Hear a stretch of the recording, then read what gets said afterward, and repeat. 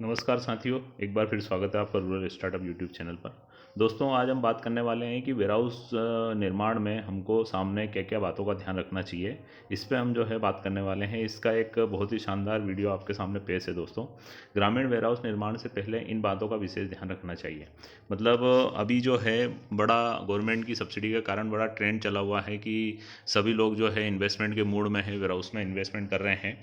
तो मैं आपको सजेस्ट करूंगा कि ये जो वीडियो देखें और इसमें जो जो बातें बताई गई हैं उसका अपने एरिया में ज़रूर ध्यान रखें और उसके बाद ही निर्माण करें दोस्तों।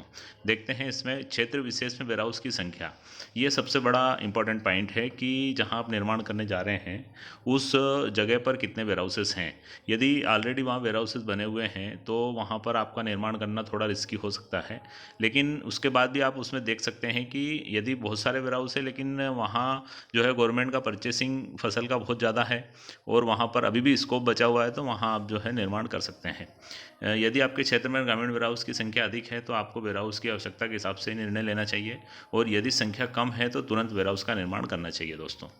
अब आगे देखेंगे क्षेत्र विशेष का क्रॉपिंग पैटर्न कैसा है, कौन कौन सी फसलें वहाँ होती है। ये बहुत मुद्दे वाली बात है दोस्तों, क्योंकि गवर्नमेंट जो है वो धान का, पेडी का मतलब, और वीट का, गेहूं का, और चने का, सरसों का, इन्हीं फसलों का जो है खरीदी करता है गवर्नमेंट। और इन्हीं फसलों को स्टोर करने के लिए उसको वेयरहाउस की आवश्यकता होती है दोस्तों। तो हमको ये देखना पड़ेगा कि जो क्षेत्र में हम बना रहे हैं, जिस क्षेत्र में हम वेयरहाउस निर्माण कर रहे हैं, वहाँ कौन सी फसल जो है वो प्रोडक्शन हो रहा है दोस्तों। तो यदि मान लो इनमें से जो मैंने बताई है, इनमें से यदि कोई फसल वहाँ होती है, इसका मतलब वहाँ गवर्नमेंट का परचेसिंग है और वहाँ आप जो है निर्माण कर सकते हैं दोस्तों। क्षेत्र में उगाई जाने वाली फसलों पर भी निर्भर करता है। क्या क्षेत्र में उगाई जाने वाली फसलें वेयरहाउस में स्टोर करने लायक हैं या नहीं। मतलब कुछ जगह बहुत सारी अलग अलग प्रकार की फसलें होती है दोस्तों, जिसको गवर्नमेंट नहीं परचेस करती और उसके लिए वेयरहाउस की आवश्यकता है भी नहीं दोस्तों। तो ये भी एक बहुत इंपॉर्टेंट पॉइंट है दोस्तों। अगला हम देखते हैं शासन द्वारा किराए की राशि कितनी है और भुगतान का समय क्या है। मतलब कितने दिन में वो अपने को जो है पेमेंट कर देते हैं। अब ये इंपॉर्टेंट इसलिए दोस्तों कि आपने इन्वेस्ट कर दिया, बैंक ने फाइनेंस कर दिया, आपने जो है समय लगा दिया अपना, वो पूरा पैसा भी लगा दिया, गवर्नमेंट ने स्टोर भी कर दिया, लेकिन अब चूंकि आपने बैंक से लोन लिया है तो आपकी जो इंस्टॉलमेंट है वो समय पर रिपे होना चाहिए।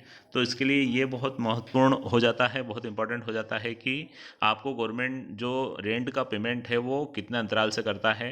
कहीं ऐसा नहीं होना चाहिए कि गवर्नमेंट जो है हायर कर ले और उसके बाद में जो रेंट का पेमेंट है वो आपका डिले हो, तो आपकी जो इंस्टॉलमेंट है वो भी डिले होगी और अकाउंट आपका डिफ़ॉल्ट में जा सकता है। तो ये भी बहुत विशेष ध्यान वहाँ अपने को रखना पड़ेगा दोस्तों। शासन द्वारा कितना किराया दिया जा रहा है और किराए की राशि का भुगतान कितने दिनों में कर दिया जाता है। मतलब कोई ज़्यादा टाइम वहाँ पर ये नहीं लगना चाहिए दोस्तों। अगला है कि वेयरहाउस निर्माण में हमको कॉन्ट्रैक्टर, जो ठेकेदार होगा जो निर्माण करेगा हमारे वेयरहाउस का, वो कैसा है, ये भी बड़ा इंपॉर्टेंट पॉइंट है दोस्तों। वेयरहाउस निर्माण में एक अनुभवी ठेकेदार का होना बहुत ज़रूरी है, जिसको नाबार्ड की गाइडलाइन का पूर्ण ज्ञान हो तथा लेबर और कंस्ट्रक्शन के सभी संसाधन उपलब्ध होना चाहिए। ऐसा ठेकेदार हो जिसको नाबार्ड की गाइडलाइन का नॉलेज हो दोस्तों, और वो उसके पास जो है कंस्ट्रक्शन से रिलेटेड सारे रिसोर्सेस होना चाहिए, सारे सामान उसके पास जो है वो प्रॉपर एक वेयरहाउस निर्माण के लिए जो चाहिए वो होना चाहिए दोस्तों। तो ये एक इम्पॉर्टेंट जानकारी थी दोस्तों, मैं आपके साथ शेयर करना चाह रहा था। वीडियो अच्छा लगे तो अपने दोस्तों तक शेयर करें, लाइक करें और चैनल को ज़रूर सब्सक्राइब करें दोस्तों। मिलते हैं अगले वीडियो में। Thank you very much.